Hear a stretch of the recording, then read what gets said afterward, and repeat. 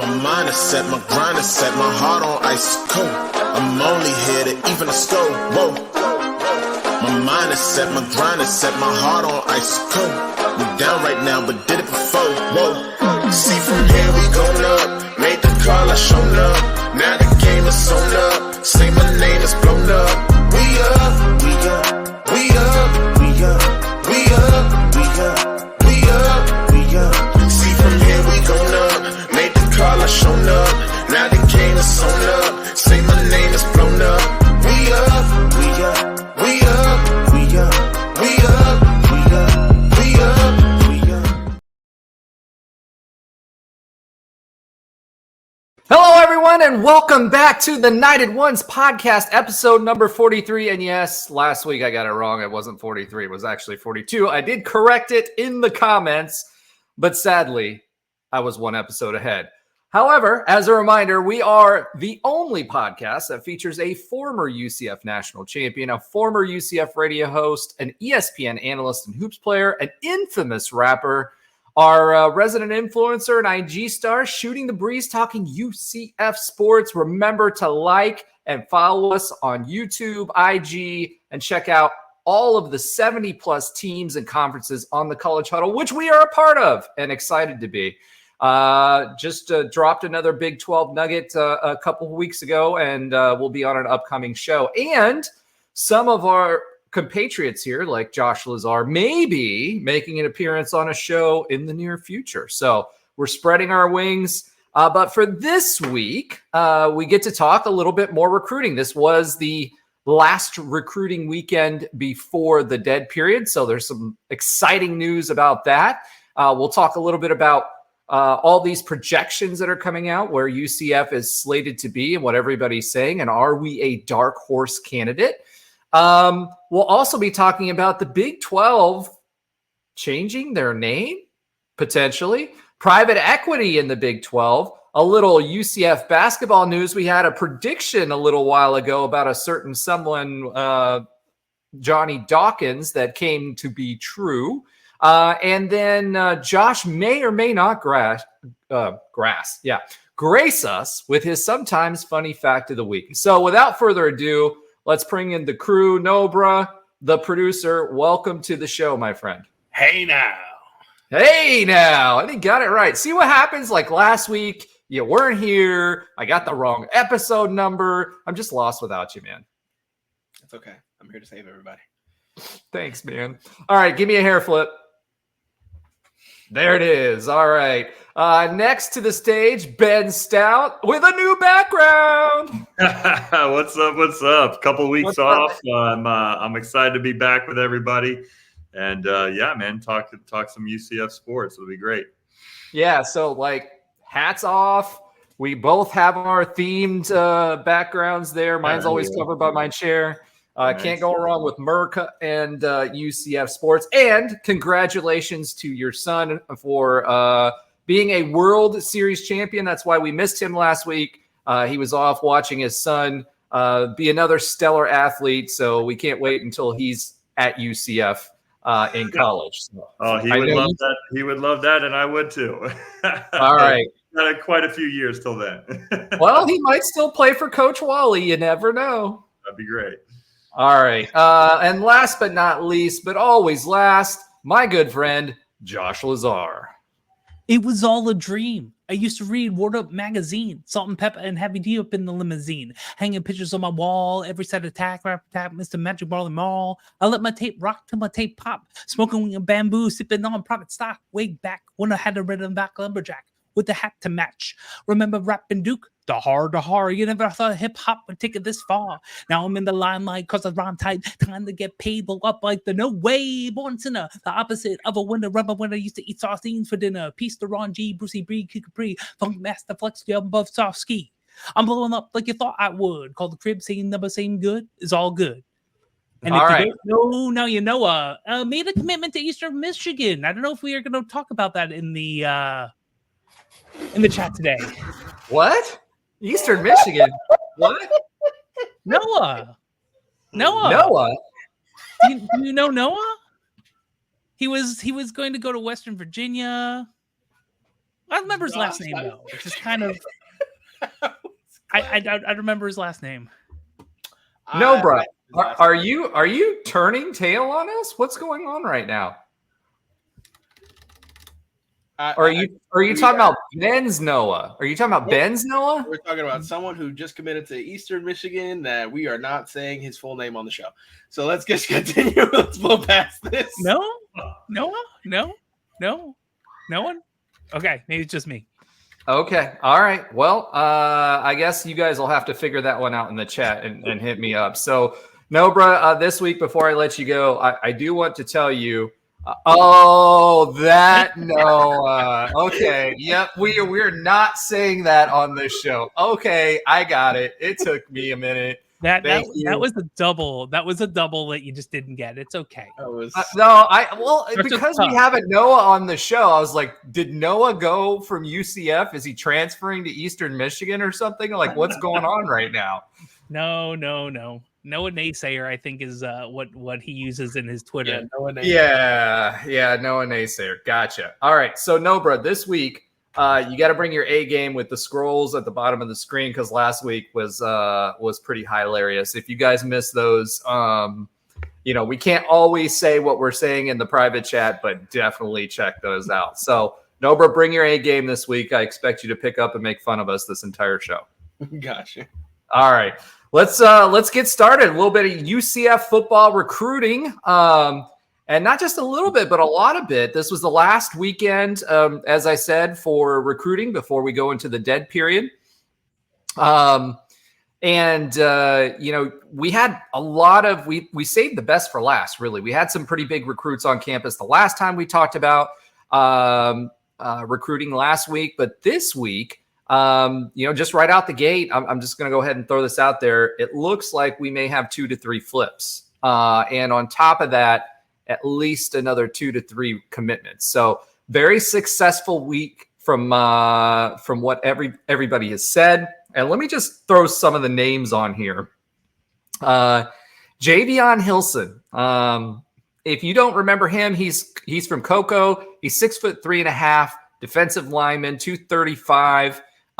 94, rated a 94 by 247. He's a 4-star, number 44 nationally. So when we're talking about the top 250, we're talking about of all recruits, number 44 nationally, and the number 3 edge in the country. He had 37 offers. He's committed to FSU. So he still does have a visit next weekend to not next weekend, but the next available weekend to FSU.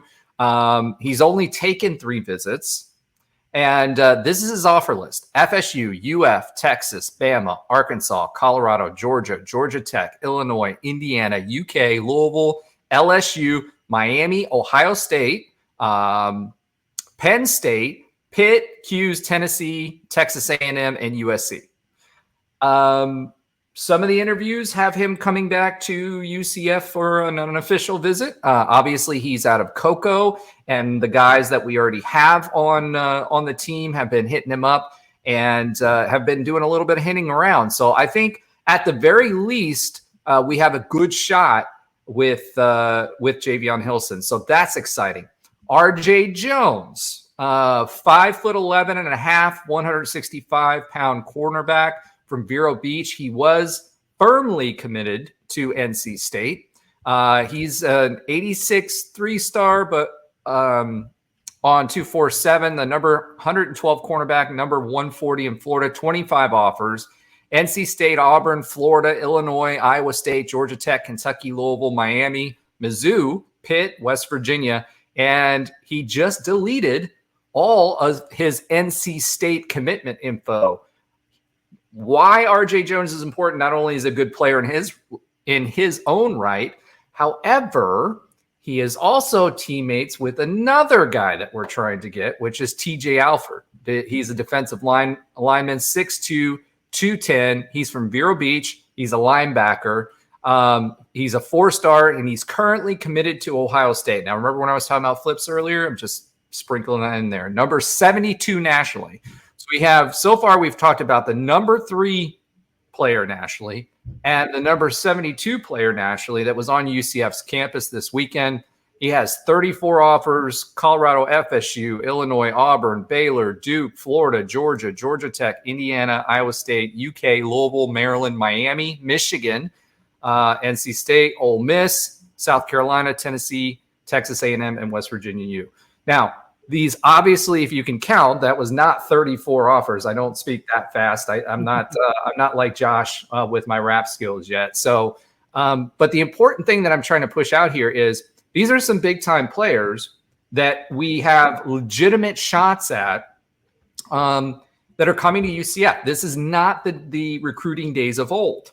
And when I say legitimate shot, I'm not saying, hey, they're doing a courtesy visit for the free steak and trip to Iowa and everything else. The cookie cake. Can't forget. Yeah, this is not Trey's cookie cake visit, right? So, so the big thing, which he, by the way, ate in one sitting, the big thing here with R.J. Jones and T.J. Alford is T.J. Alford is a huge commit. Like, he would be a huge commit. R.J. Jones is a solid commit too. I mean, that would be a great for our class. But if we can get both of them, that would be phenomenal. Jarquez Carter, 6'2", 284, linebacker. Again, you see, I'm sorry, not linebacker, defensive lineman. We're going after defensive lineman now, trying to bone up on that from Newberry. He's a 3-star 88, but on 247, but a composite 4-star. So another 4-star recruit. He's the number 43 defensive lineman in the country and has 57 offers, or 36 offers, including Florida, Penn State, Bama, Cincy, Colorado, Duke, FSU, Georgia, Georgia Tech, Indiana, Louisville, LSU, Miami, Michigan, Minnesota, Mizzou. He was also offered by NC State, Notre Dame, Ohio State, Tennessee, Texas, Texas A&M, USC, and Washington.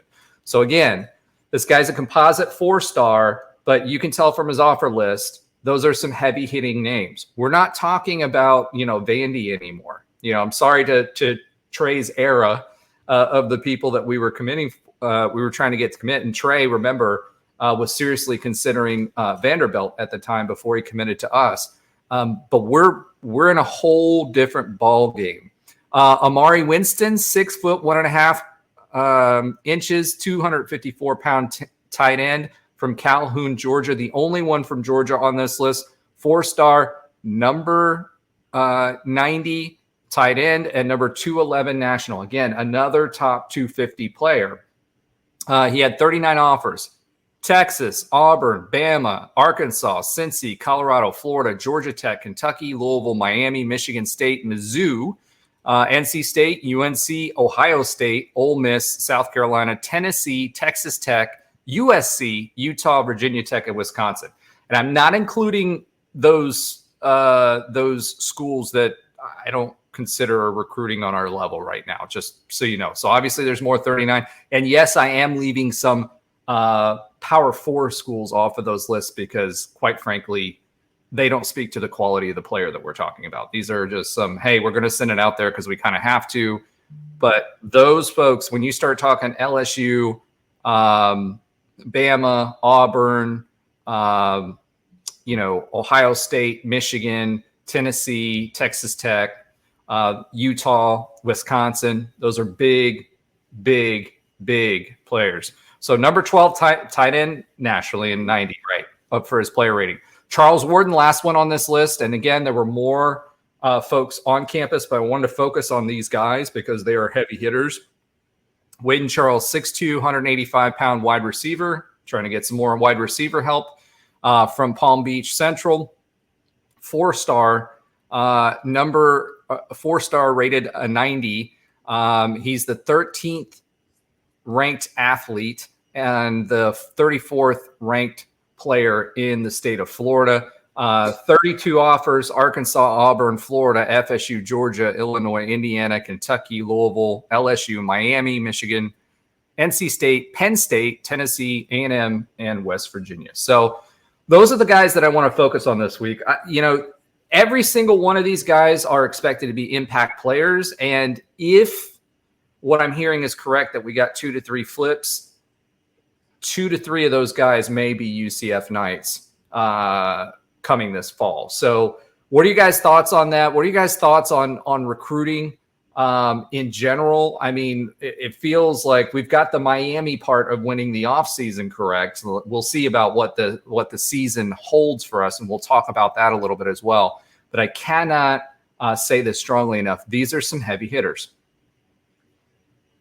Yeah, I think being in the running for top 10 nationally ranked players at certain positions is just is something that I certainly don't want to ever get used to. But I mean, 2 or 3 years ago, we wouldn't have thought that was even really possible. We'd be just being on the same list as some of these bigger schools that you were just mentioning, or at least I should say more traditionally powerhouse schools than UCF on the recruiting trail nationally. But Gus Malzahn and his staff, the Big 12, conference, the trajectory that our program is going on, all of that is kind of coming to fruition in these big name recruits considering UCF to be their home out of high school. I mean, we've talked about some of the success we've had and some of the high rankings nationally we've had for as far as transfer portal goes. And that's going to be no different this upcoming season and this off season that we've already, started already. But I'm excited to see some top defensive linemen, some top linebackers on this list, and hopefully they wind up choosing UCF because especially when it comes to a position like linebacker, which we continually focus on in each offseason over the last few years, that's one that going into this upcoming season seems to be very heavy with upperclassmen, fifth-year guys, transfers that are just coming in here for 1 year. And so we definitely need to be able to backfill that with some of the talent that we've gotten out of high school already that may be, ready to play a little bit this upcoming season, but certainly continually filling that pipeline and filling certain gaps with young talent as well that we can hopefully develop, and we'll actually see that success in a UCF uniform. So I'm excited to see some of the recruits that we're in the running for and some of the ones that we've gotten already. Yeah, I think the important part to say about all this too, and just to kind of put this in perspective for people, we save this weekend in our recruiting, like Gus and the team saves this for the people that they're making the hardest runs at, and that we have a likelihood to close, right? So understand that if there was no real interest and if this was just a flyer, them taking a flyer and a free trip, I mean, the one guy only took three total visits, right? These guys are all serious about UCF, and we are in the running even if we don't flip them. So to your point about the transfer portal as well, that helps there too. Josh, what do you think? I mean, you've been here. You're the grandpa of the group, so. Hold on. Is it you or Ben? Is it you or Ben that's the grandpa? Who's older? No, I think I'm older than both of you, but like by a year or two. Come on. And don't act like you're somehow younger than me, Roger. Get out of here. You quit deflecting. Hey, I'm younger than Josh, and that's all that matters. And I'm almost younger than you, Ben. You're only what? I think 3 years older than me, or 4 years old. I turned 40 in 3 weeks or 2 weeks, two or three weeks. Yeah. So I'm only 3 years older than you. I just got more gray hair. Yeah. That's fair. The Ben was still playing when I was getting into grad school. I think so. We're within that same time frame. Bought that window. So he was still playing when I was getting my bachelor degree. So I think I there you go. I mean, I win. All right, we've established our ages. Let's see what you think about the recruiting. Old offense. It should be the Knighted Old Ones. Old offense tonight. It's the old. Back in my day, we only had 2 stars, and we were thankful. This is that's kind of part of it, right? Like back in my day, we were grateful to have like a couple of 3 stars, and we didn't care about stars because we were going diamonds in the rough, right? And we got these students that were molded and crafted to eventually get to the NFL, because honestly, we put a good amount of people in the NFL for where we were in our history. So I agree with Ben. I absolutely love that. Athletes, we're getting, I don't know if we're getting past student athletes yet, but we're going to get close enough. Fellow future co-workers of mine, how about that? Will I'm glad we have people of this level of interest. We when we were back in like later O'Leary times, we're talking in the 2010s, we're getting towards the Bortles and doing bigger things and getting on the map. We would have some good recruits, but we'd have a 4-star maybe every so often, and we're happy to have that. And we did not get 4 stars, like legit 4 stars, with the exception of a certain somebody that was from Gainesville, Florida, certain quarterback. Come on, Dante would have been a from 4. Gainesville, huh? He wasn't from that area. He's from, okay, well, we'll call that area, but he wasn't from Gainesville. Okay. No, we didn't get anyone. Like we had some great players, but no, we didn't. He have would have been anyone. a 5-star had 100%. he been in a rated era, but he wasn't rated. He was from Vanguard. I know because my friend played defense against him, and Dante broke his hand in a football game, and he was playing defense. Did he try to intercept a pass for Dante? And that's how he broke his hand. Yeah. I mean, he was playing defense, and Dante broke his hand when he tipped the ball at like 17. That's a legendary thing right there. That's awesome. Yeah, I mean, he was.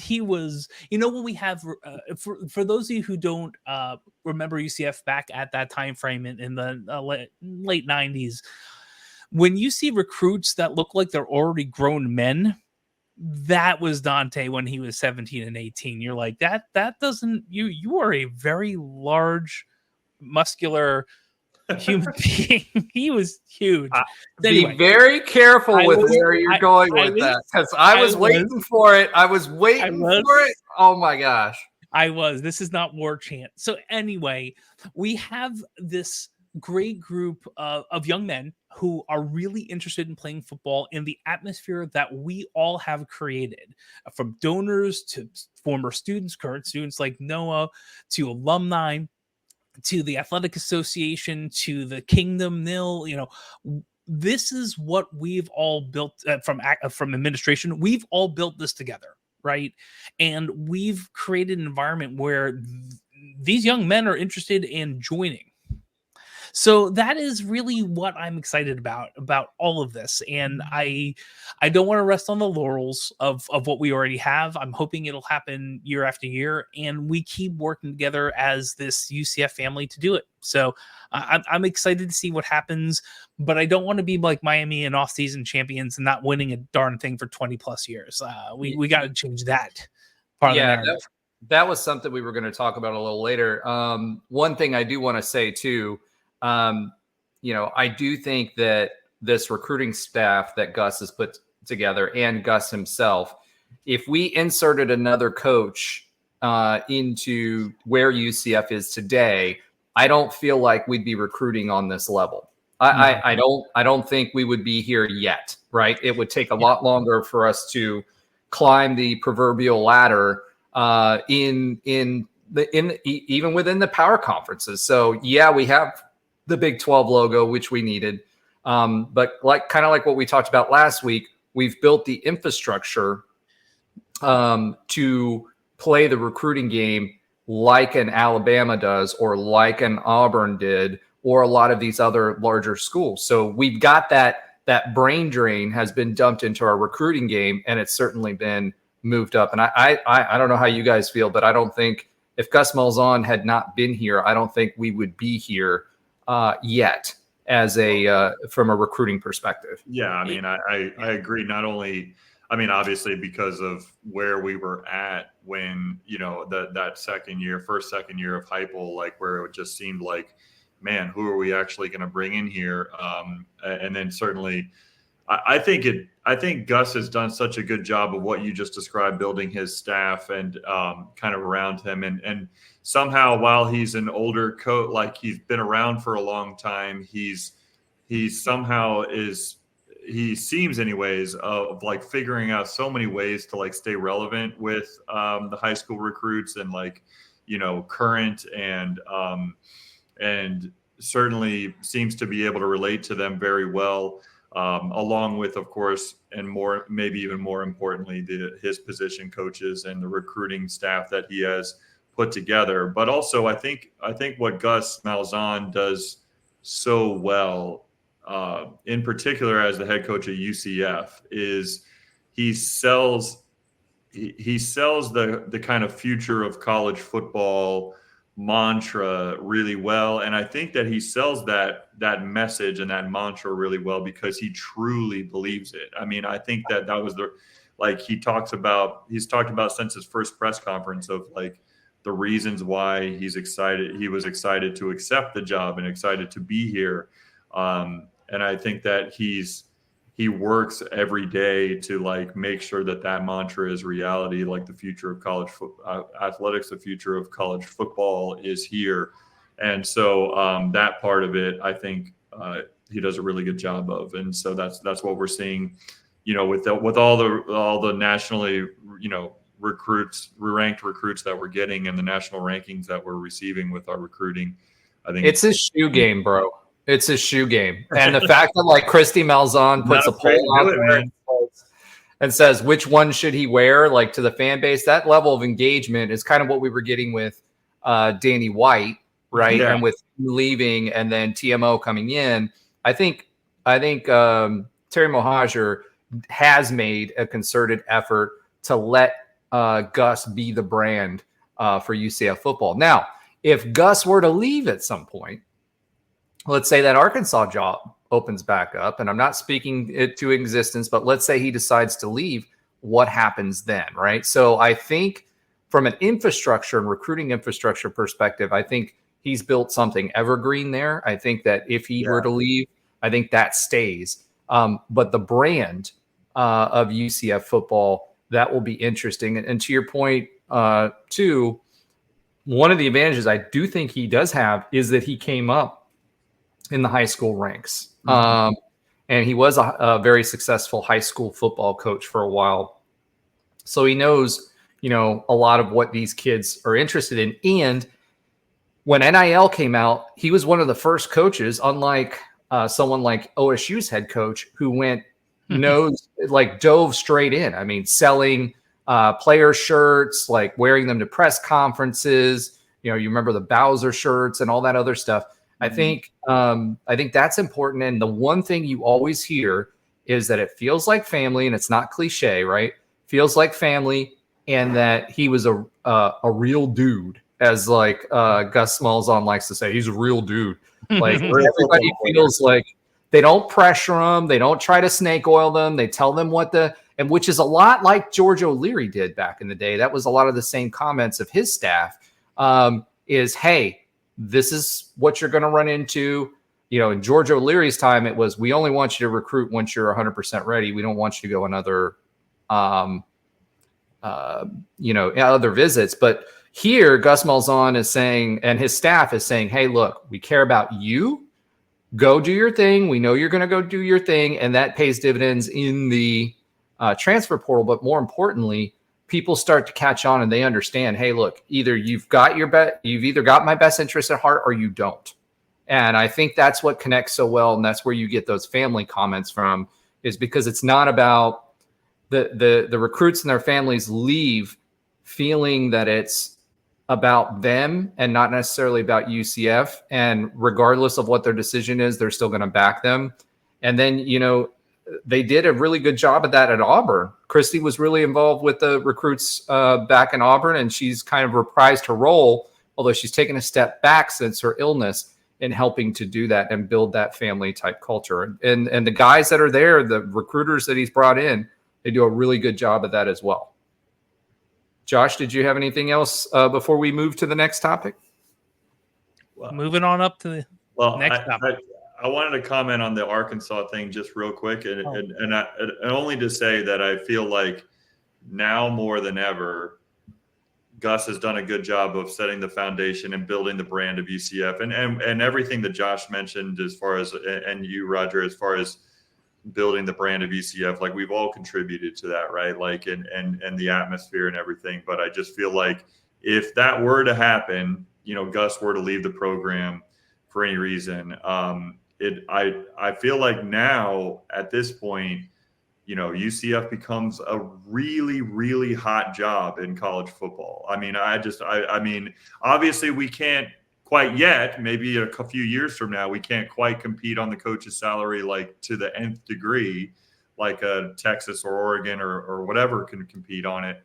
But by the same token, I feel like just the recruiting, grounds that you're in the middle of here, and then just everything else around the program, it just seems like if that were to happen, the UCF head football coach job would be one of the most sought after jobs, and almost like, like what we even saw with the Alabama job opening up. Like it was almost like people were a little hesitant to kind of take that mantle, and I don't think that we'd see that here. We'd see somebody so eager to continue to build this program, and that would be. While I don't want that to happen anytime soon, because I do believe in what Gus Malzahn is building here, I just think it would be an exciting time when it does come time for him to ride off into the sunset. Yeah. Well, I was just going to say real quick, Josh, and then you can go. Like, I feel like Bama, and this is why I'm not so sure about Bama right now. Right. Bama's experiencing what we did after Frost left. And Heupel, by all accounts, when he was here, it was all of us, I think, here at the time at UCF. One, they were big shoes to fill. Two, he was a little hamstrung and there's a lot of pressure. But three, from a recruiting perspective and from a performance perspective, there was a letdown. And I think Bama fans are going to be in for a letdown. So it'll be interesting to see how long Nick Saban's successor lasts. All right, Josh, go ahead. Going to say, I know it was a kind of the mix of GOL and, well, really more mix of some O'Leary and some of Frost recruits too. But I mean, Heupel did go undefeated in his first, not postseason. But I will say this. I think that Gus Malzahn will probably be here next year. At some point, he's going to do one of two things. He's going to retire, or he's going to go back home, right? Probably not Central Arkansas, but, he will probably go back home. So it's probably going to happen. Now, when? Who knows? But he's not going out on 6 and 7 and forget the fact that, all that other stuff. I mean, I think we need to prepare ourselves for the eventuality of it, just like any business owner should be prepared for an employee leaving, and you and your family should be, job changes, all those type of things. You should be prepared for those things happening in your personal life. And when you're talking about your sports life, these things are going to happen. Dawkins is at one point not going to be the coach, but not yet. Right. I really hope Coach Wallace sticks around for a long, long time. But who knows? So I feel like Gus definitely is a big piece of this whole puzzle we've built, and we can survive him not being our coach, but we might still have that possible letdown depending on what coach comes in. Anyway, so that we'll get back to other stuff, but all right. I don't think there's a lot of people who think this is Gus's last year here at UCF, and he's going to Arkansas hell or high water, no matter how good or bad they do next year. And I'm not on that bandwagon yet. All right. So after Josh's one more thing, let's go ahead and pivot. All right. So, next question on the docket before we talk a little bit about Big 12.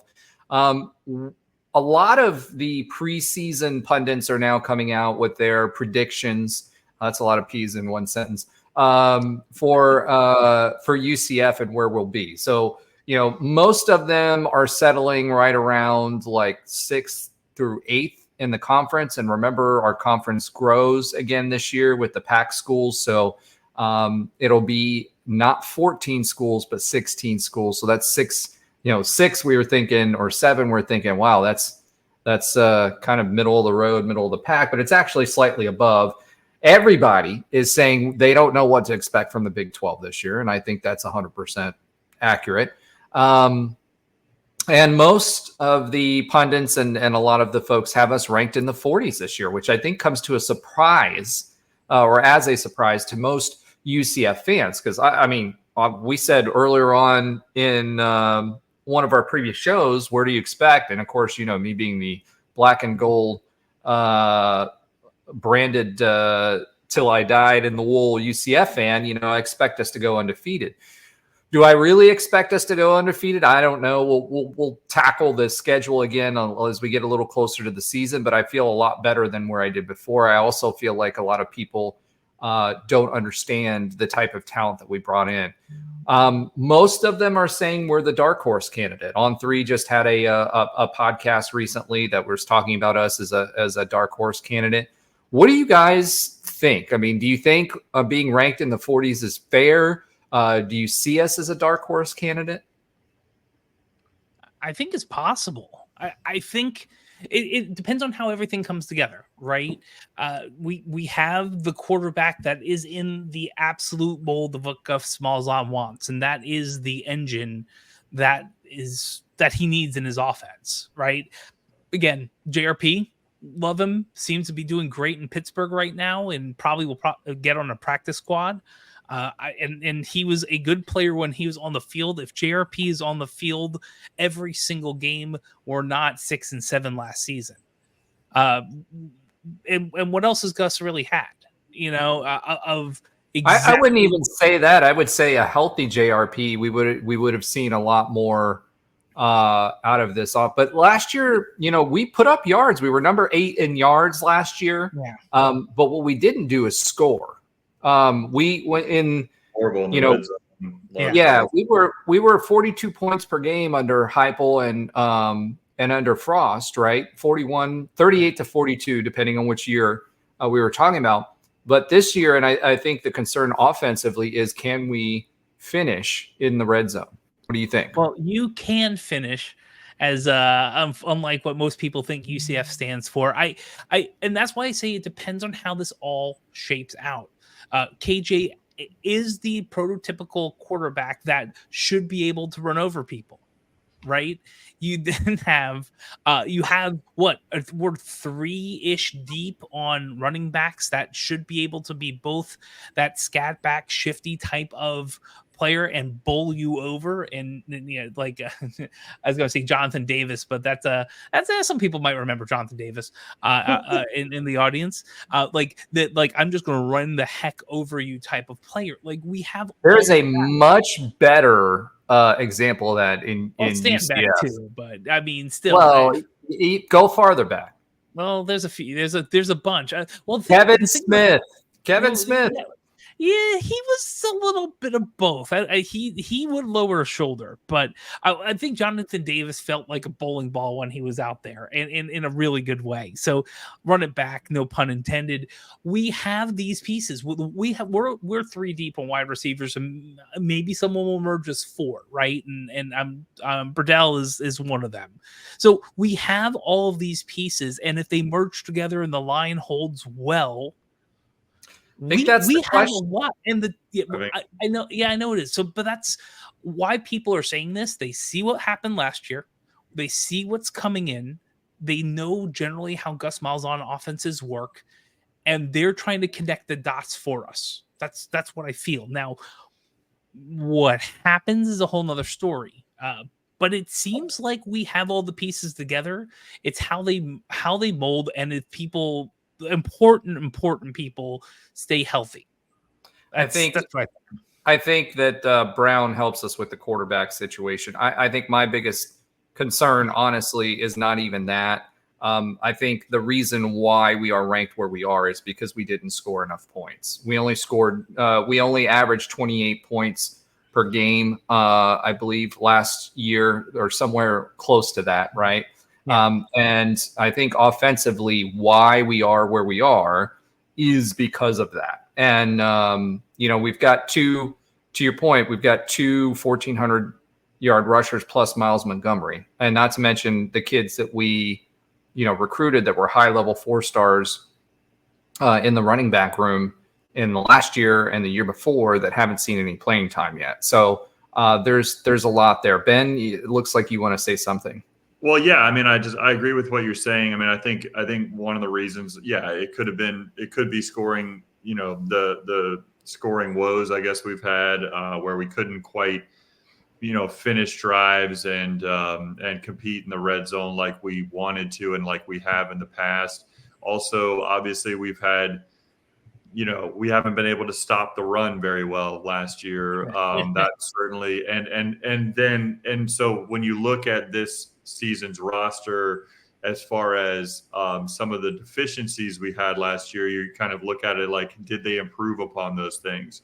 And I think the answer is yes on finishing in the red zone and being able to, improve in our own run game offensively. But I think talent-wise, the linebacker position, we've done really well with the transfer portal there. And I think people should be excited and recognize some of the talent that we've brought in at that position in particularly. But just as Josh said, how are they going to gel together, and are we going to have the right scheme?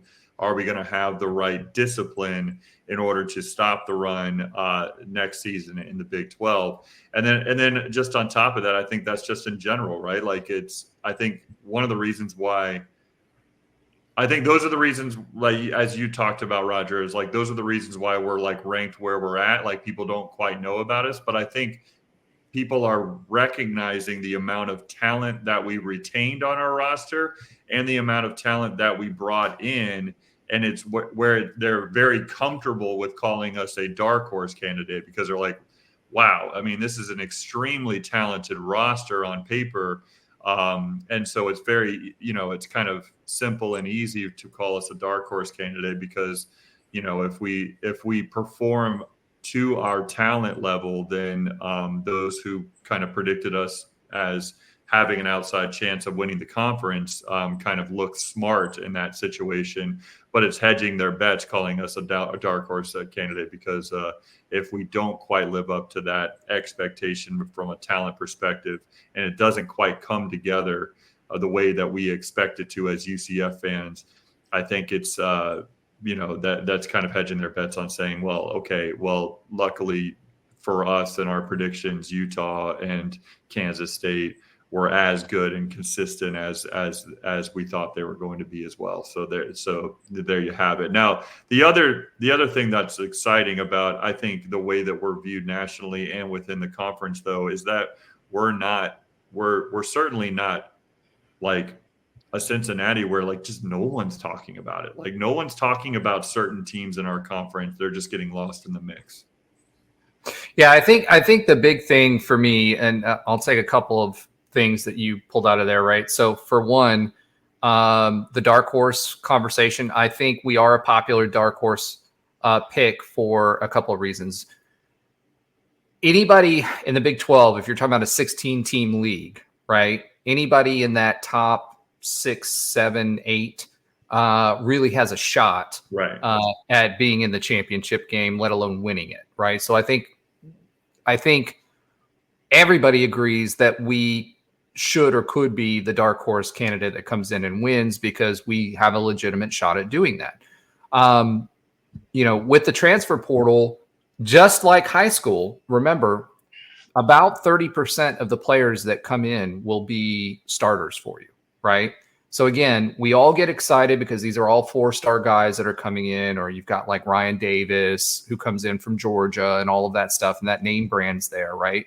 But we've got to temper that a little bit because only about 30% of them will play meaningful minutes. So that I think is key.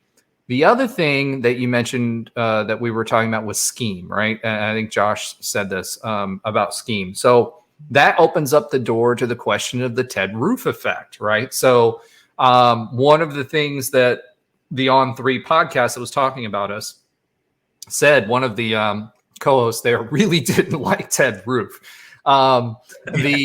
Because he's kind of been a journeyman, right? He's been at UCF before, although briefly he was at UCF before.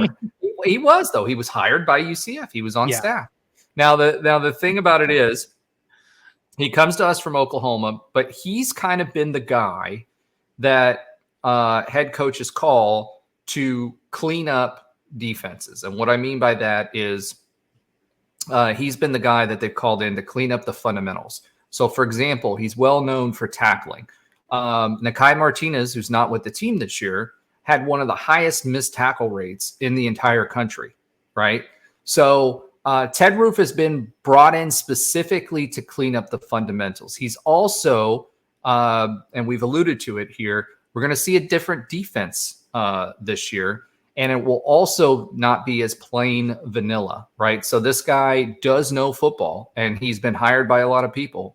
And even Oklahoma last year had a better defense than what they had before he came in, came through the door. How long he sticks around, that's the question, right? Because he has a tendency after a couple of years, he's off to maybe greener pastures, but I don't know if it's always greener pastures. But at the end of the day, he came in for immediate effect, and that kind of goes back to what we were talking about before last week. Is Gus Malzahn's pissed off, and he's coming in to bring somebody in for immediate help to help clean up some of those fundamentals. So I kind of think that's where Ted Roof comes into play here, and there's a lot of questions as to how good this defense can be, but I do think it'll be upgraded. And then the other thing is KJ Jefferson didn't have a great year last year, and that's crazy saying that because he's still the all-time leader in most offensive categories for Arkansas, but he didn't have a team around him that would enable him to play, stay healthy, and play his game. Now, I saw some video of him recently, and he looks a lot better than he did in the offseason. And the other thing, you mentioned Burdell Richardson. He's been putting out some YouTube video, if you want to check that out, about his experiences. And from what everybody says, he's the Shaquem Griffin type who's in practicing at 2 a.m. in the field house by himself. So he really wants playing time, and I think he's going to get it. That is great to hear about Burdell Richardson. That's the first time I've heard that. And, obviously when you compare some sort of leadership style or leadership trait in a young man like that to Shaquem Griffin, that's fantastic to hear. And then, and I know that this, Roger, just because I know you've done some research when KJ Jefferson decided to come over here with UCF, but I haven't. And so would you say, though, this UCF offense is an upgrade in talent around him than KJ Jefferson was experiencing at Arkansas as recent as last season? Maybe he's had some previous seasons where there's a lot of talent around him, but what about last season? Yeah, wide receiver talent. He had one really, really good wide receiver there. But the big thing that failed him last season was the line. Their line just performed terribly. And we do have Coach Hand, and I have a lot of faith in Coach Hand. We've got 3 of our linemen that played and started last year that will be and continue to start on the line for us this year. We've brought some pretty good players in this year as well on the line, and I have faith that Coach Hand is a better offensive line coach than the coach at Arkansas, and it really showed when they played last year. So I think that's the key to him is he had a pretty good running back and he had one really, really good wide receiver. Everybody else was just mediocre. Yeah. And he's got a committee of running backs to kind of back him up and help protect him there. And then along with, you mentioned Ja'Cory Brown, but this season, I think that if we can keep KJ healthy and upright and running this offense, we might have a chance to see something really special here. So I'm excited to see that. Yeah, KJ Jefferson is not JRP. Yes, he's a running quarterback, He has a really, really good deep ball, which JRP's got better over time. But he's not going to be that. We're not running this quasi triple offense with him. I don't know why I can't remember the name of it. Triple option. Triple option. That's what I was going to say. Quasi triple option offense with him. He's going to be a guy who climbs the ladder. He's going to be a guy they're going to use, traditional power style running backs. That's why we have two 1,400-yard running backs. There's going to be a lot of that. He's only going to take off when the pocket breaks down. And, you won't see him take as many snaps as what JRP did running the ball. That was a different style of offense than what we had before. He's more of a traditional quarterback who can run. Right. So that's quarterback. Right. And that's what I expect to see. I mean, think about Greg Ward at Houston. Do you remember when he back in 2013 or 14, whenever it was, he was really hot coming out of Houston at that time and was in Heisman contention because he was more that JRP style quarterback, but had a better arm than what JRP did. And so I know we think running quarterback, we think Gus Malzahn, we know what we're going to see, but he's going to be more Cam Newton than he is going to be JRP. So this offense will look different. You'll have more traditional sets for the running backs. You're going to have more power running game. I think, Gus Malzahn said this last year that there was a huge difference in what they expected versus what they got out of Big 12 teams. Less air raid, more power teams, and I think he leaned heavily on that. So let me ask you this. If we trip up, and this is kind of alluding to what we were talking about earlier, if we trip up this season, right? So we have high expectations. Everybody's expecting at least an 8-win team, okay? Which last year we had an 8-win team. Right. At least we probably had a 9-win team potentially, right? If we wouldn't have dropped those really, really close games at the last part of the season. A lot of that is, injuries. People don't realize how badly JRP was hurt. RJ Harvey was hurt for a lot of last season. And he was out of gas towards the end of last season. Defensively, we were hurt and we just didn't have a lot of depth. The line was hurt. So I think we're in a better position there. But if we trip up this season, we've been talking about, becoming Miami and winning the off seasons and not being able to get into the conference. Do we run the risk of being that winning the offense or winning the off season type team, or are we different? I think that in order to avoid that conversation, you've got to put the results on the field. You got to match it up with kind of the excitement that is built in the offseason with the rankings and the recruiting rankings. I think you have to at least put up, as you said, we're an 8 or 9 win team last season, wound up being a losing record for the first time in Gus Malzahn's career. And so I just think that you can't string together multiple losing seasons and where the only excitement is in the off season, because then you run the risk of being Miami, that green and orange team down south. Yeah. Honestly, you run the risk of being Miami. You run the risk of talking about recruiting rankings, and then you realize that you're only doing your talking between the months of February through June, as opposed to doing your talking in the months of November, December, and January. So, I think you run the risk of that if you don't have the results on the field. You don't see these athletes come together. You don't see these athletes stay. I think there's some. I think our expectations have changed so quickly on athletes actually staying, but you always want to have the talent within your program, and then you need that talent to perform. So yeah, it's you have to match up the off season. It has to be a complete year, basically. And we were just talking about months of the year to get excited about it. It's got to be the entire time. So yeah, I think that we do run that risk if we don't complete the success of going all in the way that Gus has appeared to go in on this season. Yeah, I concur. I will say that we have a little bit of time, but I don't think we have a lot of time. If this year ends up being a 7-6 year, I think a lot of people are going to be upset from top down. Oh yeah, right, but we season. don't have, like, if you're talking about the only thing's talking, right? The reality is, yeah, that's true. I get it now. This is why you have to be on YouTube at times.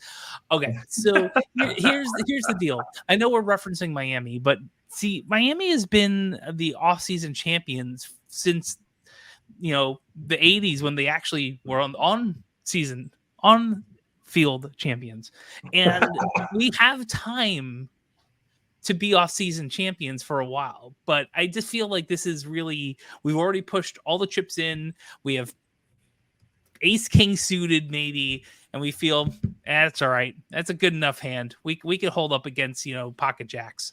I feel like that's the type of space we're in right now. So do I think that we are winning the off season too much and not on the field? I don't think we have enough time to really determine that yet.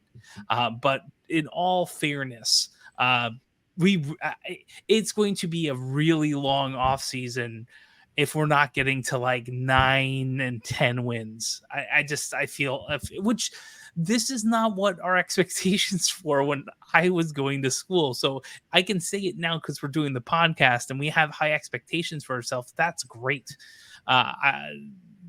Yes.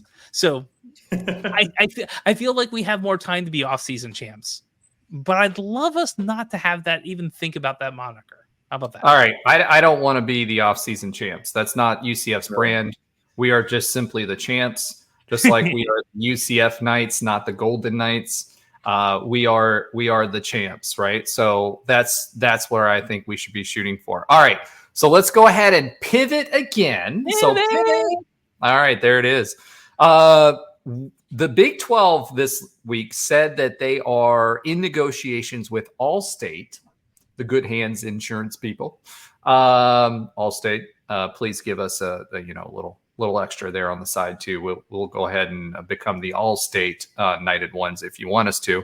The All-Knighted Ones. We are for sale. We are for sale, exactly. Apparently the Big 12 is for sale as well. It looks like the Big 12 may be changing their logo, their name, and everything to the All-State 12 or something, some variation of that. How do you guys feel about that, especially in lieu of the fact that, and here's an angle on this that I want you to think about. When we joined the Big East, right, the Big East sold the Big East naming rights to the Big East. I know that sounds crazy, but the AAC, which was the original Big East, sold it to the basketball schools, sold the name, and then all of a sudden that brand equity of the AAC was not as good, and it had to be rebuilt to be the best G5 league, right?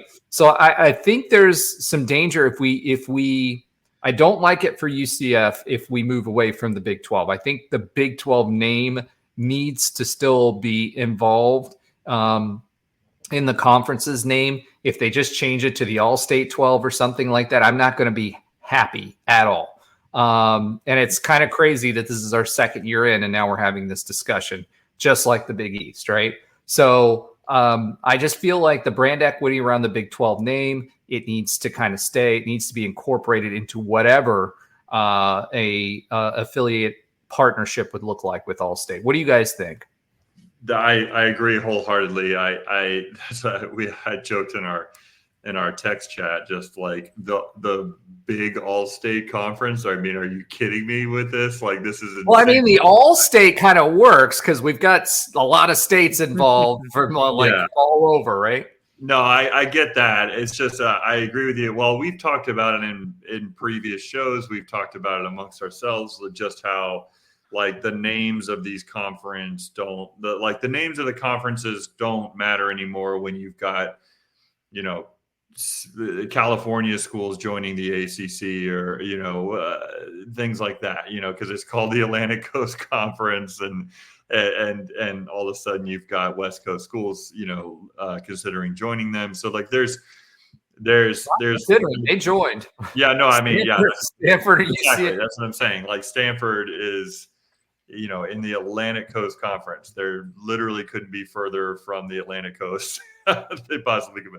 So, so it makes it kind of, as we said, like it makes it kind of silly to have the names of these conferences because of the schools that are within them. That being said, the reason why that is the case is because, as you just said, I mean, it's a brand name. It's a brand name that people associate with college football.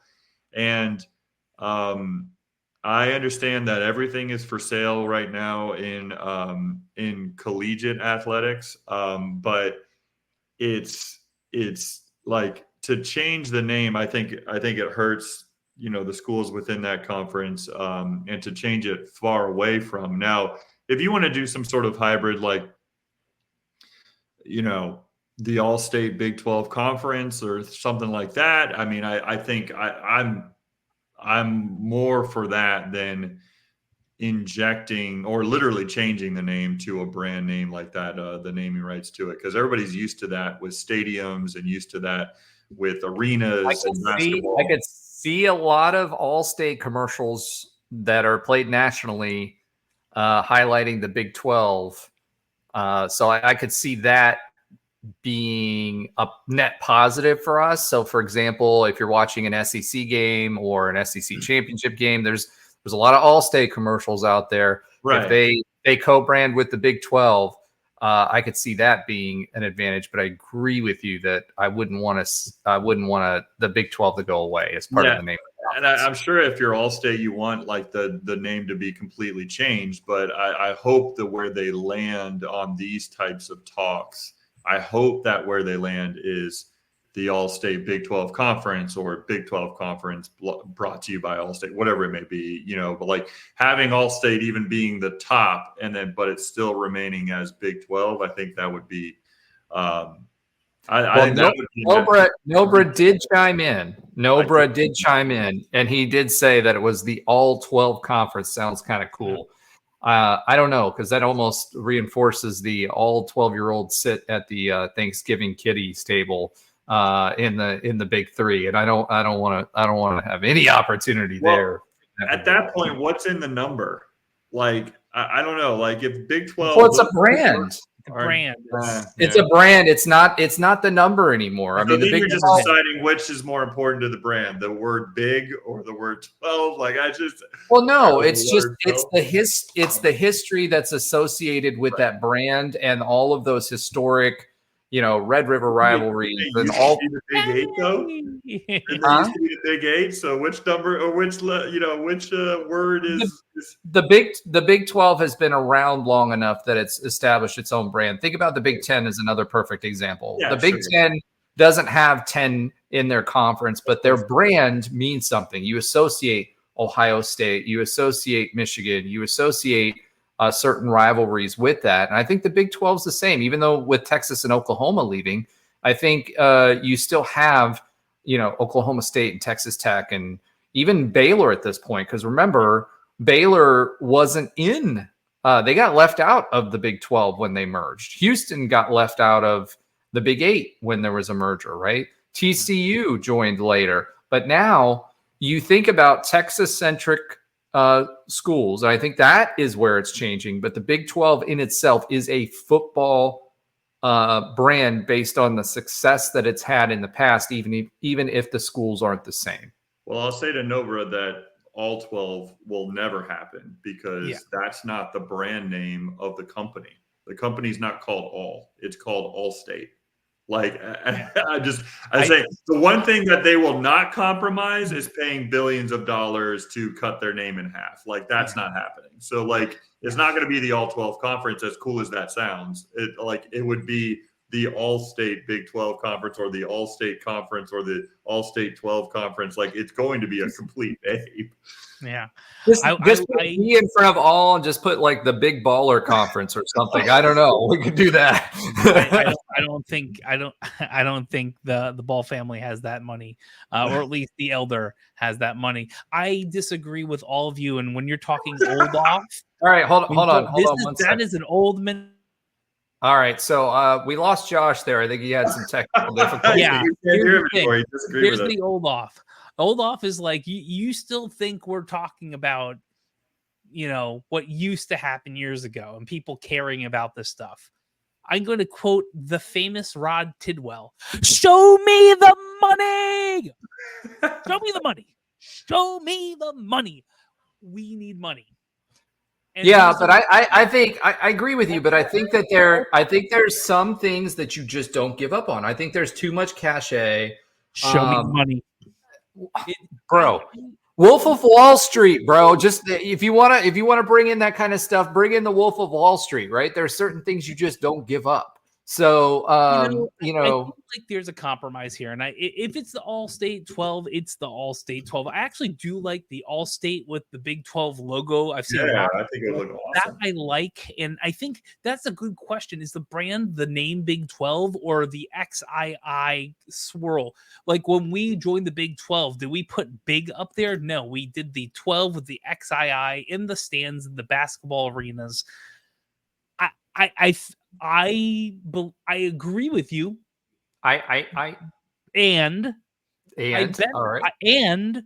bet for $20 million a school, the SEC would become the something else. 100 for enough money. I don't think the SEC would. They already have less. They're already making less money than what the Big Ten is, and they are, and I mean not just overall, but per school, they're already making less than that. And that's because they did not want to bow to certain demands that the media companies were giving them. So I don't think so. I don't think the SEC, that the SEC is the SEC. There's a reason they chant SEC. It matters more, all that stuff. They've got jorts with SEC patches on it. It's just the SEC is what it is. It's its own brand. I think the Big 12 has become that as well. And now with this dissipation, with the Pac-12 going away, the ACC being, they're swaying. They're waiting for the knockout punch with what FSU is doing and Clemson's doing and everybody. And I think UNC and UVA as well. I think that I see this as a struggle right now to remain the Power Three, both in revenue dollars, but also in brand identity. I think we want to be the third conference. I think that's what your mark is angling for. And part of that is revenue, but part of that is not losing that brand equity. So from a marketing perspective, having a marketing company, having run a marketing company, among many other things, technology companies and all of that too, you do not want to lose the brand equity that you have built up in the Big 12 conference. You just don't, because it means that right now the Big 12 is seen. They were seen above the Pac-12, and that's why you saw the hatefulness by the Pac-12. And so having survived Texas OU leaving when the Pac-12 wanted, everybody was like, oh, the Big 12 is going to die twice. They've survived it twice. They are seen as the contraction winners, if that makes any sense. Right now, we are seen as the SEC and Big 10, the Big 12, and then the ACC. If that goes away, you take away that advantage from a brand equity perspective. Just my opinion on it as a marketer or owning a marketing company. I agree with where you're going.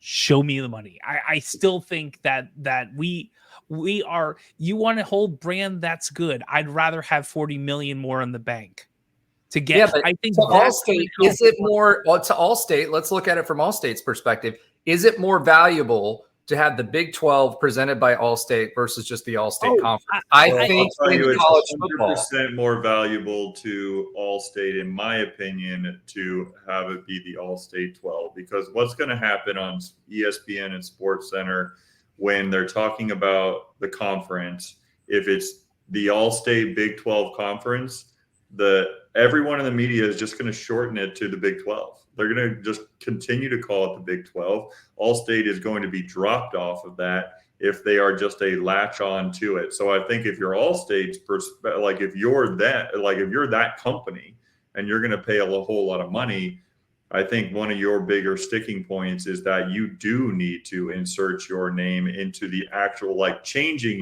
the name of the conference to that, as opposed to adding on to the conference. I think from a UCF and Big 12 member and a Big 12 fan and all of those perspectives, what we would like is just the latch on, because as Josh said, we want the money, but we also don't want to all of a sudden be in this kind of corporate conference as opposed to a. Well, we can talk when we pivot. We'll talk about that. Yeah, exactly. Just pivot to that, because we are becoming that to make up the difference. I always felt like the American was kind of a corporate conference in the sense that we just kind of we're just trying to grasp at every straw we could get.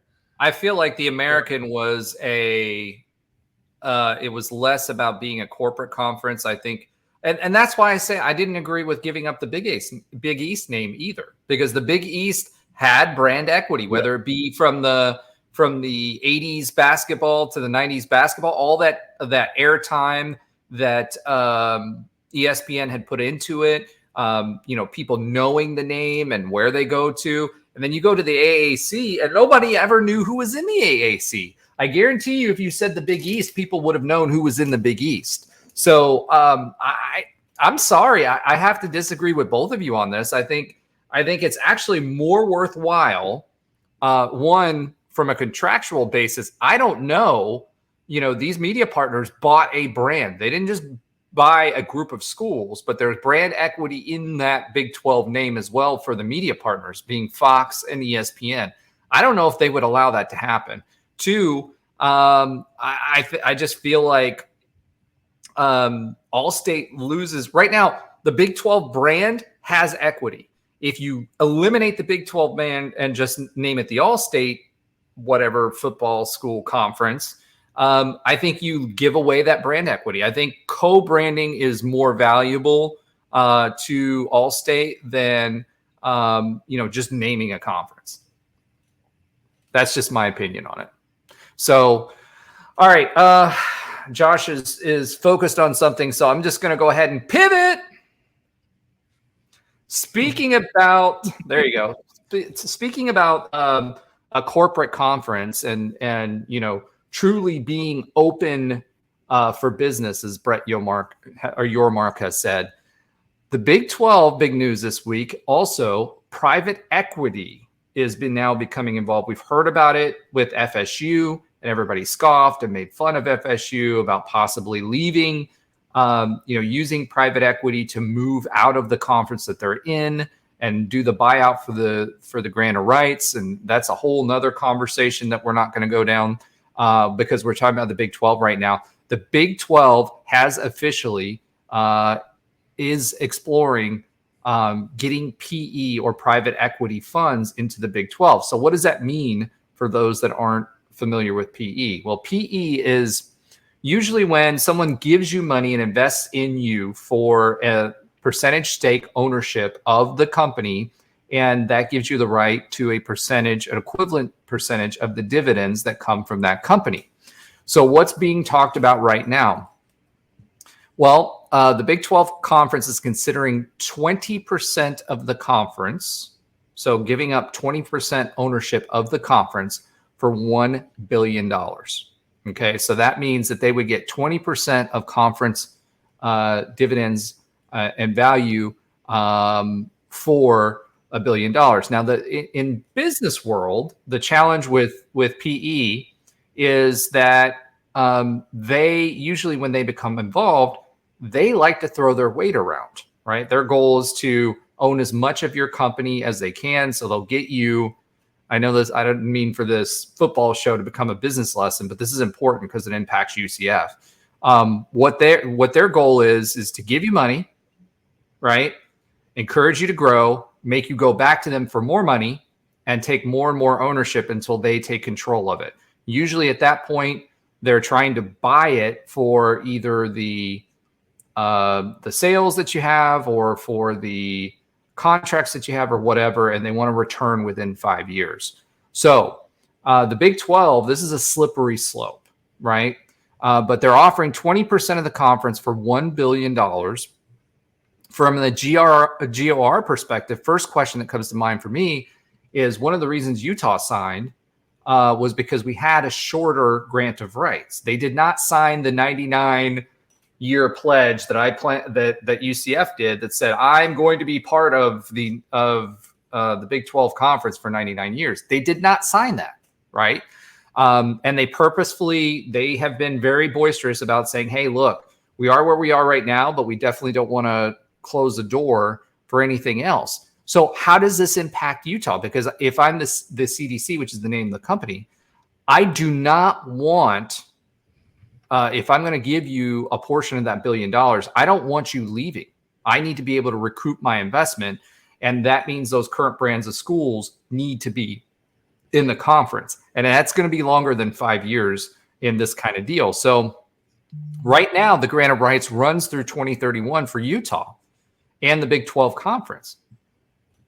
Are they going to be a part of this, or will they kill the deal? Because I guarantee you that private equity company is going to ask for a lot longer commitment than 2031. That's number one. Supposedly, with the payout, that means that we're going to be very close to the Big Ten media rights. So we're going to be making the same amount of revenue, which is about $70 million for the media rights. So that means now UCF and the Big 12 can be competitive with the SEC and Big 10. And I think that's really what Brett Yormark is trying to do, is close the gap so we can stay competitive and remain in the conversation and not get left behind, right? I think that's the ultimate goal with this. Now, the difference is, with the recent agreement that the NCAA has gone over, there's a limit of 20% of league media rights to be able to pay players for these salaries. So we'd still be below that because it'd be coming from private equity, right? So we wouldn't be able to compete on salary with the Big Ten and the SEC. So the question is what's our best use of that capital? To me, for UCF right now, it's get as many facilities as you can if this goes through, and bone up on those facilities as quickly as you can, because you're not going to be able to pay it on salary. That's that, and some of it might go into the NIL. What do you guys think the best use of that capital would be? And first of all, did I explain it in a way that makes sense? Well, I'm pretty familiar with private equity, so yeah, I hope so. Let's ask Nobra, see what he scrolls in. So I'm just imagining the Brett Yormark standing in front of Mark Cuban and Mr. Wonderful on Shark Tank and talking about all this. But yeah, so here's the thing. I like the innovative way to try to infuse funding into the conference, because we have no other potential options, right? We already have the media rights, and honestly, he jumped the gun on that in a good way, because I think one of the two was going to go, either the Pac-12 or the Big 12. And I think the Big 12 actually getting quickly into it and saying, yeah, and the Big 12 waffling is why the Big 12 is gone. You mean the Pac-12 waffling?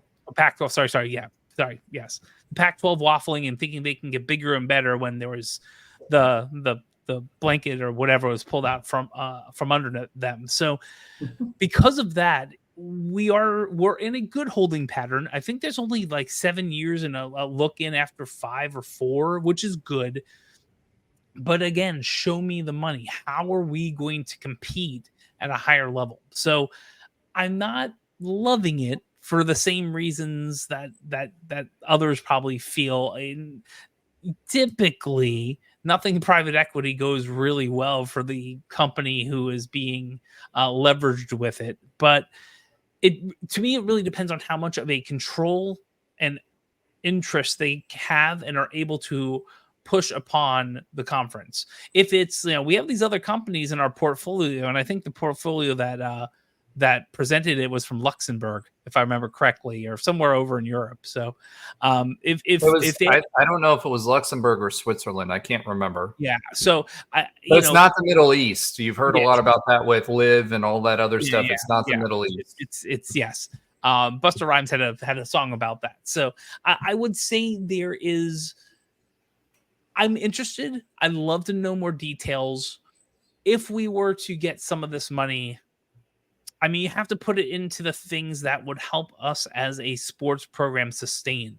It can't just, at the core of it, we don't have the same facilities as most of the SEC and the Big 10 teams because they had all this money beforehand and they built all these things. But the reality is, a student athlete now, probably that's a nice to have. What you want is money. And what you want to do is leverage whatever you can get now to get into the NFL, if we're talking football, because that's where the real money is. And if you're not going to get to the NFL, okay, understood. Get your money now. But those who believe they have a shot, they want great mentors. They want connections. They want to be on TV. They want to get the numbers they need and show the maturity and the deliverables to get out. That's why Burdell, he might be a 3 and out. I think it also gives us.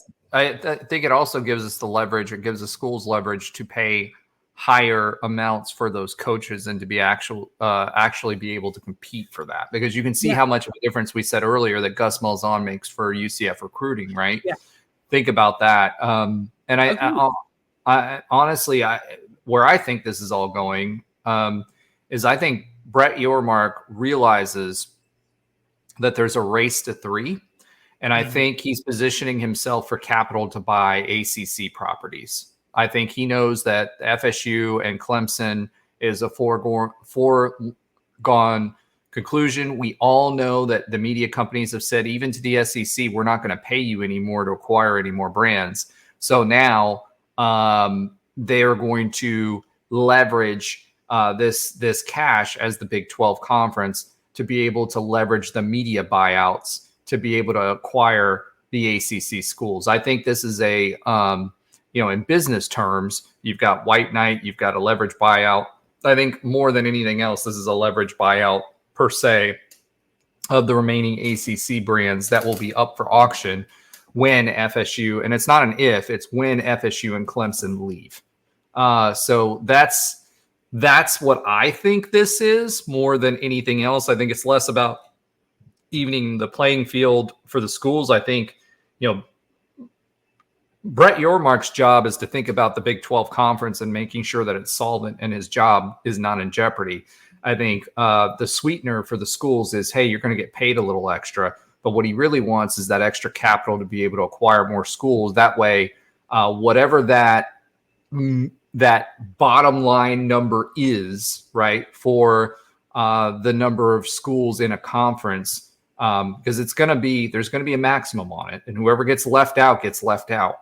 I think he's trying to protect the Big 12 and make sure it does not go the way of the Pac-12 when the SEC and the Big 10 start pulling schools from the ACC. That's what I think this is.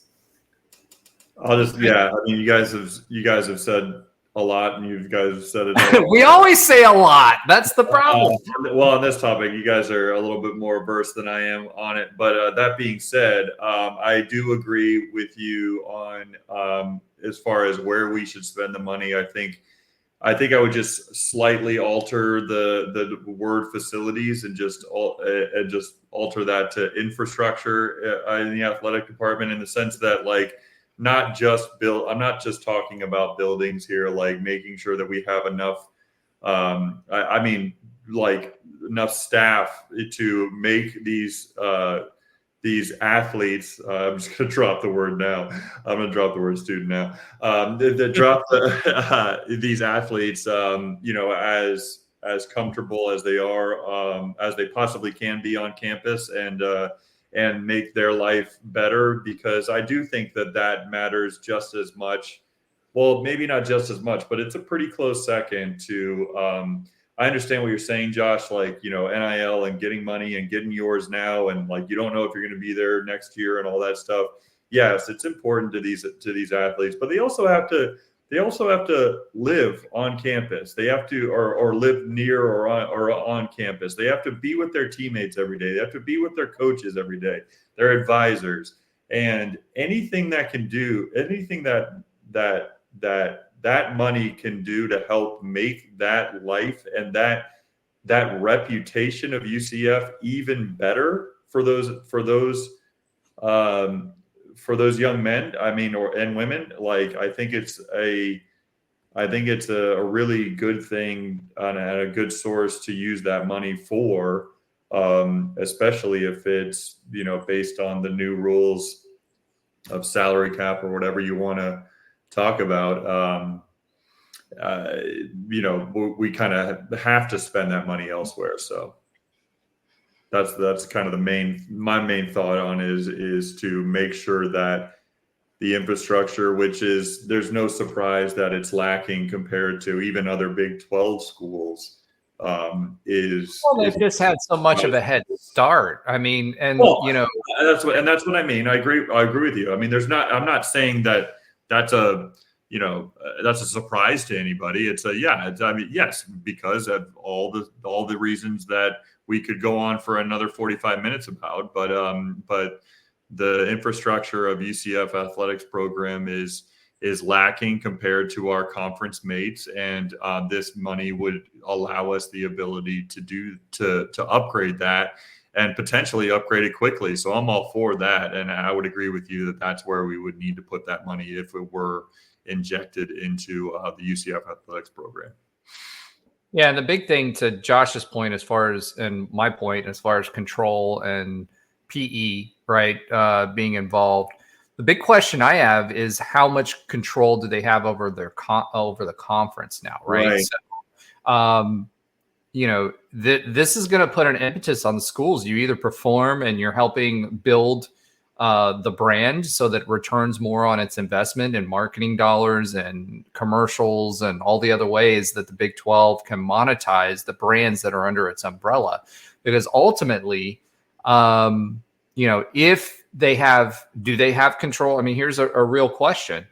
We always talked about ESPN and Fox saying who could join. Will they say, hey, these people are a laggard on the conference's worth, so I'm going to drop them because they aren't bringing anything in sports? They're not winning. They're not competing for championships. Do you as a school get dropped by the PE company? Before, the only people that have done that is, UConn, I think, got dropped. Temple got dropped. UMass got dropped, right? So those were very isolated incidents in the past. It's another reason why the SEC would never do it, because Vanderbilt would never have it. Yeah. Well, they at least bring baseball. Right. I mean, they've got a pretty good baseball program, but let's say you are Ole Miss, right? Or for us, let's say you're Houston. Well, you can't say Houston because they're bringing it in basketball. Yeah. Let's say you are, I don't know, Vanderbilt, right? Like, how long? Well, Vandy again brings baseball too. So how long does that exist before the PE company says, hey, look, we're paying them all this money, or this is part of our investment, but they're not adding any return on investment? You are commoditizing schools when it comes from the conference's perspective. What's that threshold, right? Where do you say, hey, we're not taking a chance on these folks anymore? And we're just going to kick them out of the conference because they aren't returning anything on their investment. So that's the thing I'm afraid of for UCF, because we're an emerging brand. We're a growth stock, have been and will be, and ESPN has consistently voted in our favor for that, right? But a PE company is looking for a 5-year return. If UCF and Gus Malzahn trips up, and let's say they're 6-6 for the next, God forbid, 6 or 6 for the next 3 years or 4 years, right? do they turn around and say, hey, look, this school's not, or look at like someone like Baylor or TCU. Hey, Baylor, you've had a few bad years. You aren't bringing anything in the football field, and your school's small, and your fan base is small, and you don't bring a major metro, which that's an advantage for UCF, right? Do you drop Baylor?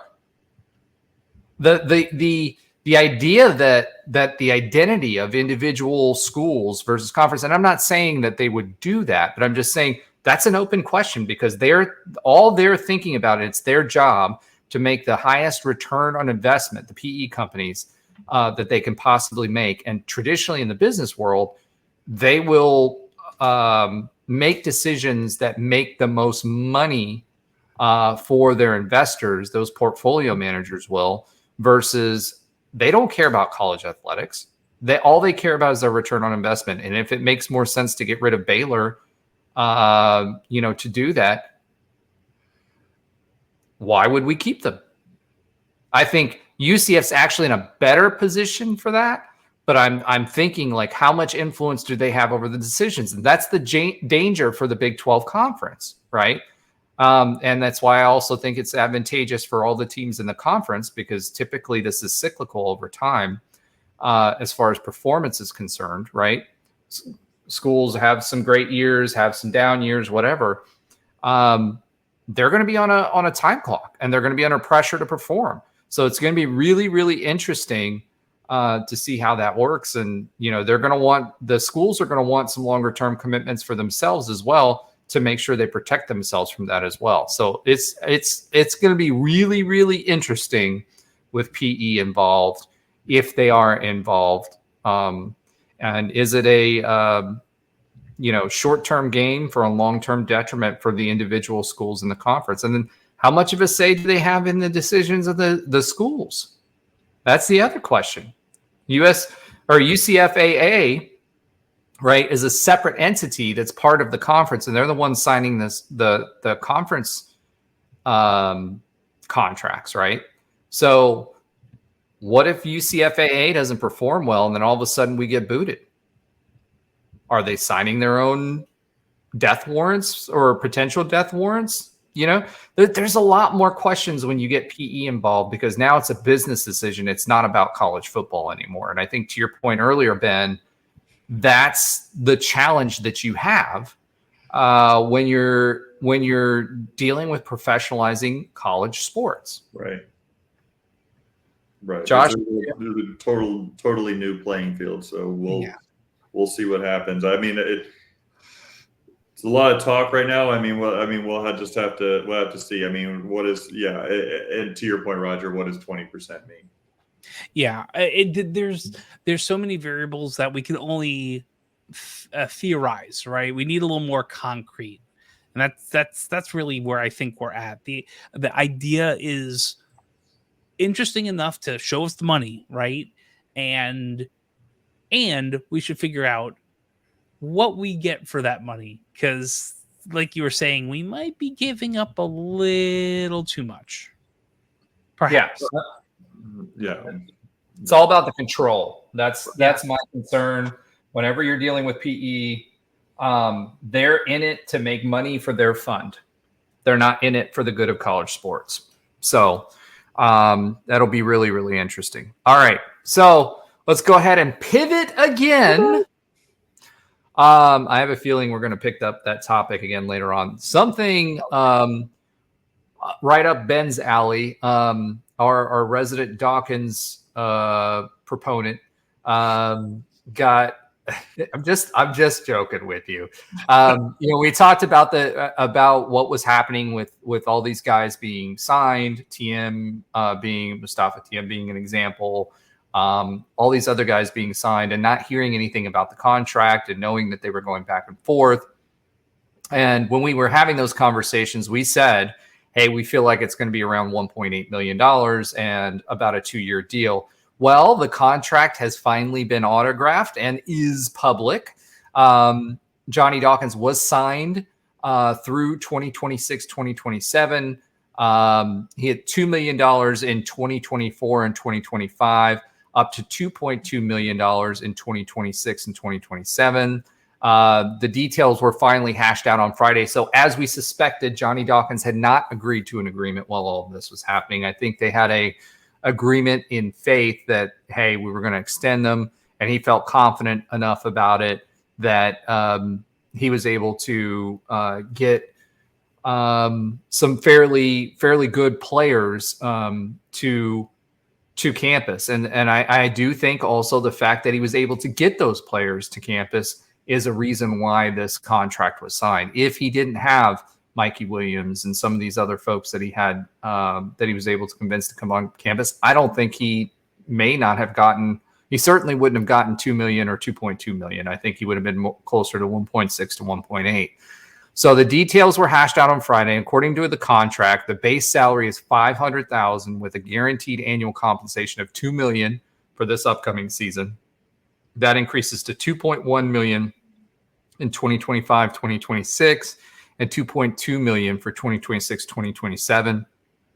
He is eligible for an annual merit pay increase based on his performance at the discretion of the athletic director. So they can increase his contract amount if he does well.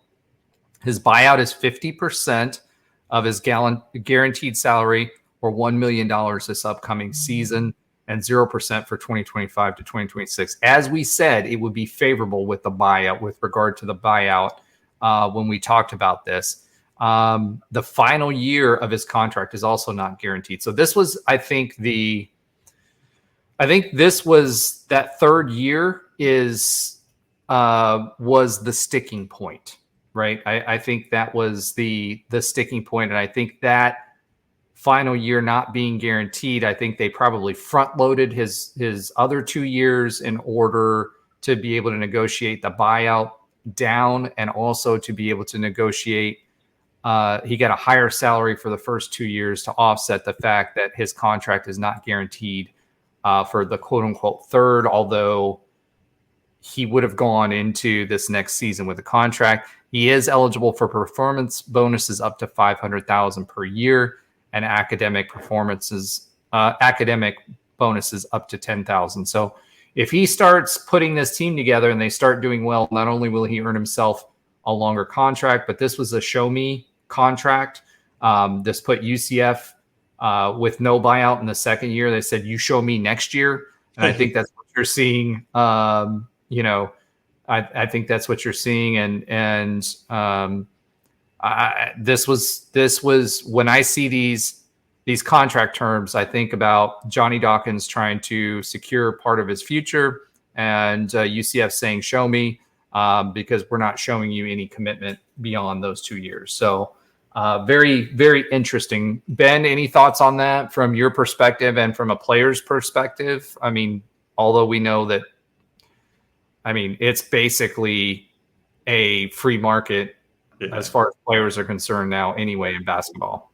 Yeah, as far as players go, I think that's I think, if we laid out these terms as we were really diving into it at the end of basketball season this past season, or just a couple months ago, I think that we look at these terms and still say now, at least I say, it's very favorable terms for UCF, and it's not terrible. It's not a terrible contract for Johnny Dawkins either. It's just he gets a raise, with the step up in conference, step up in competition, a surprising, in some cases, year one in the conference as far as it's not. In some cases, it was surprising. We all said, "Hey." I'm only tempering it, Roger, because we obviously felt like we could have done about 3 or 4 games better. But regardless, it's kind of one of those things. We had a lot of surprises this year, but we also felt like we could have done even better, which is not a raised expectations thing or a unrealistic expectations thing. It's just actually what we saw on the court. And so I think it's a really favorable contract for UCF, and it's one that allows some form of foundation for Dawkins to continue to try to build the program with, where he's not just some sort of lame duck that is hanging out there on a 1-year contract and who knows what could happen after that. Getting Mustafa Thiam to reclassify, I think, is a huge deal for him. And I'm not sure. I mean, I think that third year was the sticking point. I don't know necessarily he would have not gotten the extension if he didn't bring in some of the recruits that he has. But I'm not sure if I'm quite on board with that. But by the same token, I think we kind of expected he was going to get an extension. It's just a matter of what the terms were. One thing I definitely agree with is I think that one of the reasons why I don't know if it was announced exactly when he signed this, or maybe he signed it a little while ago and it was just announced now. I don't know. So say he even signed it just recently when it was announced. I think that biggest back and forth, and I honestly think it was probably just agent and Terry Mahadra and like the suits in the room more so than it was Dawkins himself. But it just it feels like that buyout was probably that buyout in the year 3 was probably a lot of back and forth and negotiations on that particular one. And I think I agree with you as far as how they kind of landed on that buyout and the way it was. And honestly, that buyout is extremely favorable for UCF. And whereas if we're not, seeing the type of progress that we want to see after year 1, certainly not getting any better after year 2, it's we can part ways and everybody's just moving on in the way that they need to.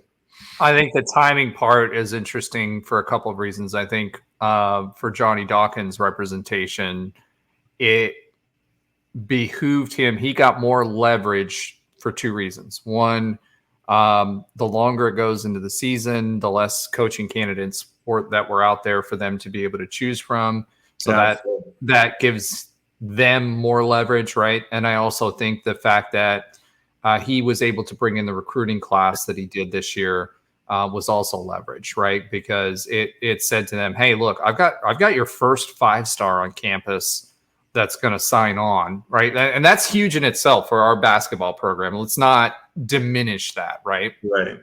But on top of that, I've got Mikey Williams. I've got other well-known players. I brought in a bunch of scorers. I was able to bring enough people in, and I think that's why we acquiesced. And it's not necessarily whether he would have got the contract. I think he would have. I just think it's the dollar amount. And this is kind of where I was going with that as far as the players were concerned. UCF had to have a coach next year, had to have him under contract, and it had gone so late in the season that they were going back and forth that they were going to sign him no matter what for 2 years, which is what we said all along. Like literally, we've said this all along, right? But I think the reason why he got what he got for the increase was quite simply because of the recruiting class that he got in. But to your point, it still allows UCF an exit, and 50%, like a $1 million buyout is nothing, way less than what the rest of the Big 12 coaches are getting. So it's still favorable for UCF, and it gets us when what we talked about before was it gets us into that next contract cycle where we're starting to earn more income, right? Because again, next sports athletic season, we're still getting $18 million, right? And after that, that gives us the ability to get the full share of the Big 12 conference revenue. And I think that's really what UCF's motivation was for that. So that, I honestly think that his representation knew that they had him by the they had him horns. By the horns. Boo. Well, we have the cows by the horns, and for Texas, horns down. But at the end of the day, my point with all of this is that the longer that this went on, the worse position from a leverage perspective that UCF had. And at the same time, they still got a deal that makes sense at the macro level for UCF in case, when we start earning that higher revenue dollar. So all in all, I think it's a win-win. And if I'm not mistaken, I mean, he's still one of the lowest paid coaches salary wise in the Big 12, if I'm not mistaken. So I mean, it's not like they made him like the top 5 highest paid coach of the Big 12. You know what I mean? So yeah, 100%. It's still on the bottom rung, but regardless of what you feel about Johnny Dawkins, this was a lifeline for Johnny Dawkins in the sense that says, "Hey, prove it." Number one. Sure. And number 2, it was a lifeline for UCF to get us to where we're making a full conference share. And we can make some different decisions if we need to on the head coaching position at UCF. Now, if he falls flat on his face this season, which that's a big possibility because it takes a while to get all these guys to play together. If he does that this season, then I could see us exercising that right, because the following athletic season will be getting a big pay increase. Right. $1 is going to mean less. Yeah. $1 million buyout. Right. Yeah. So, Josh, any thoughts on that before we move on? No, I think you had it right. This definitely is a show don't tell type of contract. You're putting the ball, there you go, putting the ball back in Johnny's court, and you have a year or 2. Let's see what happens, see how it gels, and if it does well, the Johnny and UCF have options, and I think so. That's the best. To me, it's the best for both worlds, and it's good to get this out here so recruits and other people, they see the commitment, at least in the short term. So I think it's great. I don't think any of us expected Johnny Dawkins to not be here next year or even perhaps the year after that, with all the recruiting and with the time frame. If you want to just crater a sport, fire someone near the season in this era of sports, where you will have the Oklahoma State, Oregon State women's softball team, the entire team left, that could happen. So yeah. Well, even going into before these transfer reasons, not you can it would be a basketball decision at that point, which because you certainly wouldn't do that as a basketball decision, not at this point. We just can't afford it. We can't afford anything else. And that was my point. When we were talking about this before was, we just can't afford to go get another coach right now. And we're buying ourselves time to be able to make the right decision at that time with more revenue. Yeah. And I do expect, we've got, like I said, we've been talking about this billionaire who is basically paying for St. John's basketball program. It gives us time to further ingratiate him into the athletic program and get him involved. And I expect if we do move on from Johnny Dawkins a couple of years from now or a year from now, I expect him to be very heavily involved in who we hire next. I would say I'll one more thing this, and then I'm done. It gives us time to see how good Johnny can both recruit and thank you. It was an easy Dan. I had to do it. It gives us time to see how he can recruit in the Big 12 with the full Big 12 name, with all the money that's starting to be put into it with the extra donors. I know he's been here a while, but let's be honest, he wasn't recruiting with the Big 12 behind his back, and we're seeing some of the differences. So let's see how he can show it. Okay, and on that note, the cookies are done and Josh is finished. All right, so let's go ahead and move on. And that's a little grammar joke for those of you that are out there for our resident UCF professor. Josh, the floor is yours. Do you have a Josh's sometimes funny fact of the week for us this week? Well, yes, I do, Roger, and I can say it a little bit because my voice is back. Hey, how you doing? Okay, so I'm actually going to change this up for the summer. I'll try to see how I weave these in. We were talking about this before the episode. They're not going to be completely, but I'm thinking boring UCF fact of the week. Things you probably know, but things you may not 100% know. What an exciting segment. The boring facts of the boring- week. You know what? Way to sell it, Tell Josh. everybody to turn it off now. I have to Oh go. my goodness. I have to do another one. This is the boring UCF fact of the week. Before Nitro, All right. there were 4. Okay, I think we're having some more technical issues with Josh. I don't know Come what's going on, on. seriously. It's, let me do the shtick for a second. Geez, it's you. I guarantee you, people are going to be listening in their cars, and they're going to go, "What's going on?" They're going to turn up the. I was going to say radio, but whatever you're listening to, and because they're like, Josh doesn't normally sound like Ben Stein. So before Nitro, there are 4 different mascots, named mascots at UCF. Okay, they had 4 names. Name the 4 pre-Nitro mascots. Vinny the Vulture. Ding. Someone the Shark. They were being considered when Nitro was going through, so you're not counting that. Like in like a UCF newspaper as the mask, like enough to say that they were.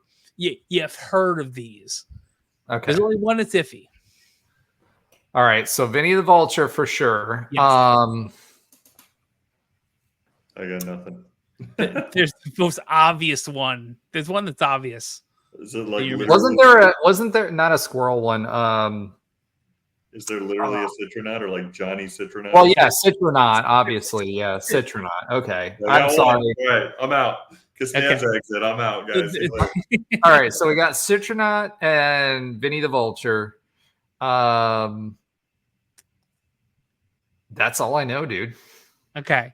So in 68, Citronaut. We all know and love the Citronaut.